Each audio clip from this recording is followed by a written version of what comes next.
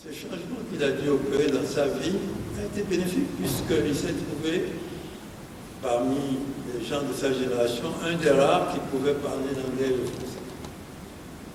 Et le voilà affecté au Cameroun, à Douala. Voilà, il a fondé une famille, Omanga devait naître à Douala, mais la tradition veut que les enfants naissent au pays natal des ancêtres.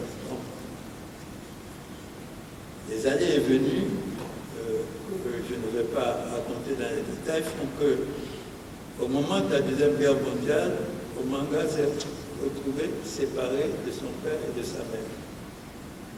Et quand il a retrouvé son père, voilà un père qui lui aussi retrouve sa mère à l'âge de 50 ans, toujours à Adjara.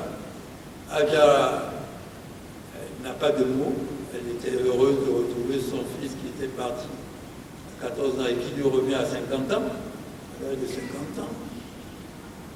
Elle était tellement émue qu'elle n'a pas survécu. Un mois, jour pour jour, Adjara décède après le retour de son fils. Avant de mourir, elle disait à son fils, tu ne partiras plus. Tout la préface d'Henri, où il fait allusion à cette histoire de Manga qui s'est retrouvé au Congo parce que sa grand-mère était décédée. Si la grand-mère n'était pas décédée, le père ne serait pas, aurait été bien établi, c'est vrai, à Pointe-Noire, mais il serait revenu définitivement et Omanga ne serait pas devenu à son tour un Congolais d'adoption. Mais le Congolais d'adoption a eu une chance extraordinaire de vivre dans ce pays-ci où tout était possible. J'espère que tout est encore possible. Nous nous sommes retrouvés à l'indépendance de jeunes cadres sortis de l'école fédérale des PTT à prendre des arènes des expatriés au lendemain de l'indépendance. Je dois ajouter que nous étions déjà en France avant l'indépendance de notre pays. Mais nous sommes revenus et il fallait remplacer les expatriés. Ça s'était tellement bien passé. Nous étions tous enthousiastes, jeunes, très enthousiastes à relever le défi de cette indépendance dont on a parlé.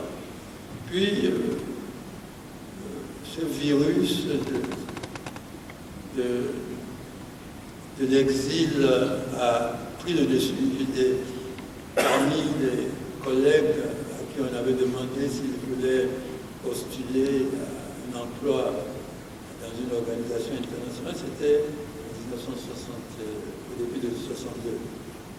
Puis j'ai fait un peu de candidature parmi d'autres candidats. Et ça a été une surprise, je dois dire, pour moi, et un défi en même temps de partir. Mais comme vous le savez, avec 4 ans, 25 ans, on est toujours tenté de partir. Je suis parti. Ça a été très difficile et je crois qu'Henri peut témoigner. Dans les organisations internationales, c'est des rapports de force constants. Et il fallait résister à la tentation de revenir. Et la tentation n'a pas manqué. Je dois vous dire que ma compagne me rappelait chaque fois qu'on était bien abandonnés, que personne ne nous a chassés et qu'il fallait revenir. Je n'aime pas faire une carrière en crabe, c'est-à-dire en marche arrière. Alors je lui ai dit, bon, on va essayer. Tout ça pour vous dire que les débuts n'ont pas été faciles.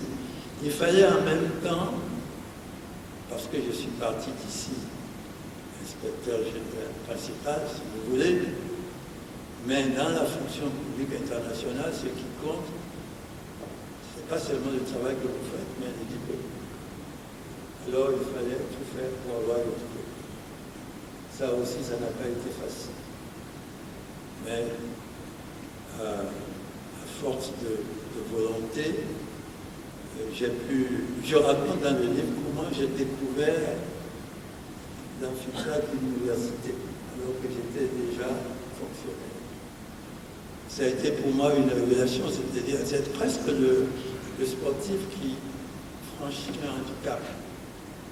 Quand je suis arrivé à la cour de l'université, je le raconte dans mon livre, certains étudiants, parce que j'étais habillé, j'avais une cravate, peut-être quelque chose comme cela. On me dévisageait, on me dit, est-ce que ça c'est un nouveau professeur? Est-ce que c'est un surveillant? Ça peut être un agent de la CIA. J'ai entendu ça. Alors, le lendemain, je me suis mis en blue jean, comme tous les étudiants. Ça a été une expérience extraordinaire pour moi. Parce que je ne l'ai pas dit de façon directe dans le livre, je voulais quitter et aller dans l'enseignement. Et pour cela, il fallait faire une licence d'enseignement. Je m'étais inscrit pour une licence d'enseignement. Là, une licence d'enseignement, comme vous le savez, il fallait être au TP tout le temps, ce qu'on appelle les travaux dirigés. Donc, j'ai pu essayer de planer des diplômes en littérature, sociologie, etc., pour pouvoir avoir un diplôme universitaire, parce que je ne pouvais pas être en même temps au travail, pour lequel j'étais payé, et tous les jours à l'université. J'avais des subterfuges, j'avais repéré certaines filles qui étaient assez intéressées, qui me prenaient qui prenaient ce qu'on appelait les carbones, qui faisaient des copies que j'utilisais pour pouvoir faire mes résumés et mes examens. Et là, je continuais, et puis cette soif du savoir faisait que je voulais encore continuer. Et un jour, on m'a dit que je pouvais passer un doctorat de spécialité. Alors, j'ai épluché les textes, j'ai réuni tous mes diplômes, et j'ai soumis ma candidature. Il s'est trouvé qu'on m'a accepté après l'interview, et ça a donné lieu à une thèse de doctorat en économie du développement, spécialisée bien entendu. Mais ma satisfaction a été que ce travail n'a pas seulement été un travail académique, j'ai appris beaucoup plus que je n'ai donné. Il a été il a servi à mettre en place des projets concrets pour les pays enclavés d'Afrique en son temps.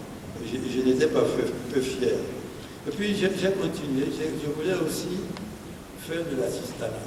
C'est pour dire que je n'étais jamais satisfait de ce que j'avais. Et j'ai été inscrit là aussi comme professeur assistant dans une école de commerce de grande réputation parisienne. Mais je n'ai pas pu continuer parce qu'il fallait que je sois là à la dernière sélection, puis les multiples missions que j'assumais à mesure que mes fonctions augmentaient ne m'ont pas permis de participer à la dernière sélection. Mais la gloire c'était quoi? C'était que le petit fonctionnaire que j'étais avant mes 20 ans à Pointe-Noire, un jour de 1994, tous les pays du monde avaient donné leur appui à l'Afrique à travers ma propre personne. Et j'avais juste ce jour de gloire dont je parle très brièvement, mais j'en parle dans le livre, où j'ai été élu au nom du Congo, au nom de l'Afrique, vice-directeur général de l'Union postale universelle. Dans cette fonction, j'ai été confirmé 5 ans après pour 5 autres années. Tout ça pour dire que le parcours n'a pas été facile. J'ai voulu témoigner dans ce livre de ce qui est possible à force de de volonté. J'ai voulu aussi dire que je ne pouvais pas ne pas relater cette vie d'exilé de génération en génération. J'ai voulu aussi dire que, à la suite de Henri, que l'exil n'est pas forcément une chose négative. Et il le dit dans un de ses livres, je ne sais plus quelle est la partie que je dois citer, Henri Bonnet. Dans son magnifique ouvrage, Ma grand-mère Bantou et mes ancêtres les Gaulois, qui en dit long sur sa propre quête en la matière, Henri Lopez affirmait avec raison que le voyage et l'exil, loin d'être douloureux, nous auront été salutaires. L'exil est quelquefois salutaire. Il nous aide à nous découvrir, nous rapproche du pays et nous enseigne qu'ailleurs est aussi en nous, que son lait nous est aussi nécessaire à notre santé que notre manioc local. Fin de citation. Donc, monsieur le modérateur, si vous me permettez, je voudrais, comme Henri nous y convie, oser espérer que cet écrit vous captivera et vous fera faire une plongée en vous-même. Je vous remercie de votre aimable attention.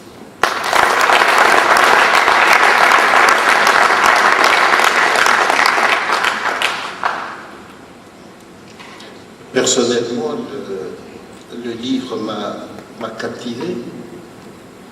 J'ose espérer, moi aussi, qu'il va captiver tous ceux qui auront l'occasion de se le procurer et de le lire. Non seulement de se le procurer, mais de le lire. Donc nous venons de prendre connaissance du parcours de l'auteur, Moussibaou Mazou. C'est un parcours remarquable, mais ce qui m'a surtout frappé, c'est que tout au long de ce parcours, il y a une véritable leçon de modestie. C'est-à-dire, c'est un parcours qui nous apprend à être modeste. C'est un parcours qui nous dit que pour aller le plus loin possible dans la vie et dans la société, il faut savoir être modeste.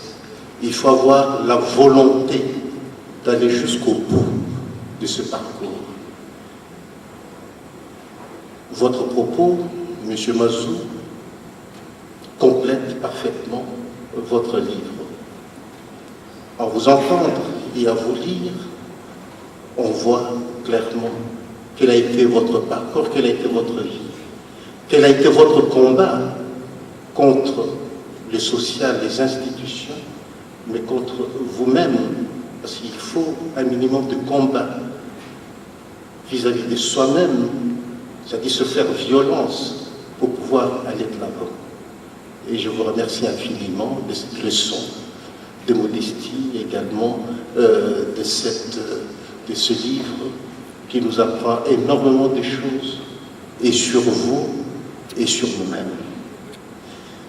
L'heure est venue de passer à l'échange public-auteur. Nous allons procéder de la manière la plus simple. Je vais enregistrer 5 questions, 5 noms, 5 questions.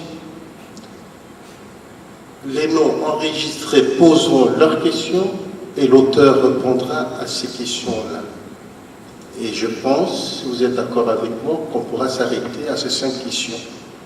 Parce que le plus important, c'est de lire le livre. Si vous n'avez pas lu le livre, il est difficile de poser des questions qui ont très beau livre. Dans à Kaïbi, j'ai eu une petite satisfaction parce que quand j'ai vu Omanga sur la couverture, tout de suite j'ai pensé à la chanson Omanga, donc la célébration d'une beauté qui a fasciné le musicien, et chacun de nous sait, lorsqu'on est épris, ce qu'on peut exprimer. Bon. Mais je pose une question de détail à l'auteur.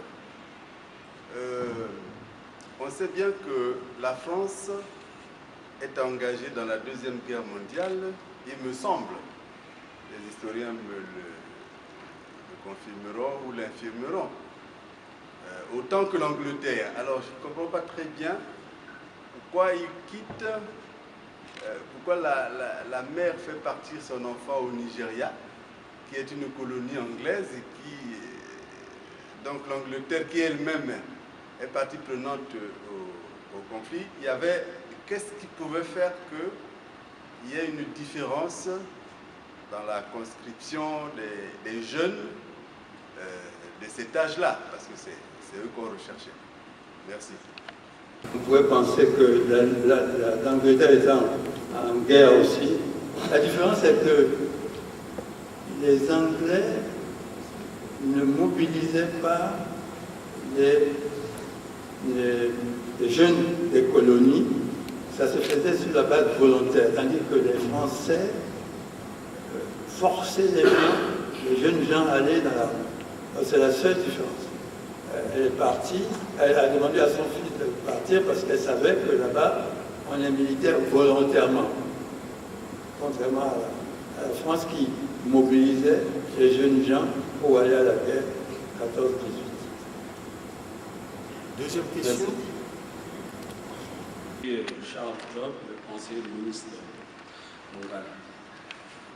J'ai compris que l'auteur s'est rendu donc, en France pour des raisons professionnelles, mais j'aimerais tout de même savoir quelle a été la part de la xénophobie rencontrée au Congo dans cet exil. Parce que vous avez fait l'évocation de cette xénophobie au niveau des PTT tout à l'heure. C'est, comme a dit Henri, c'est une question personnelle, d'intérêt personnel. Si je devais résumer ma vie, je dirais que j'ai eu beaucoup de chance en devenant congolais. Pourquoi? Parce que quand je suis parti volontairement, j'ai continué à être congolais, même si j'étais congolais d'adoption au départ. Mais chaque fois que j'avais besoin du Congo, le Congo était là. Toutes les fois qu'il s'est agi d'être candidat à un poste électif, le Congo m'a appuyé lourdement. Et 2 fois sur 3, ça a été un succès. Maintenant, la question que vous posez, je ne veux pas l'éluder. Il s'est trouvé parmi nous, parmi mes camarades à la fin de notre formation en 1961, une ou 2 personnes qui n'étaient pas heureuses de ne pas atteindre le niveau que nous avons atteint. Je n'étais pas le seul. Nous sommes rentrés 10 inspecteurs principaux. Quelques-uns vivent encore. Je citerai notre doyen Rizé, à Pointe-Noire. Je citerai Madingou Edouard. Je citerai le vieux Yayos qui est décédé. Et d'autres encore. J'ai rencontré beaucoup d'amitié, beaucoup de soutien dans la plupart. Mais ce n'est pas une question de xénophobie, c'est une question, si je peux me permettre, de jalousie personnelle, qui n'a pas eu de conséquences, la preuve. Lorsque j'ai été élu vice-directeur général pour la première fois, la première personne, une des premières personnes qui sont venues m'embrasser et qui était dans la salle, c'était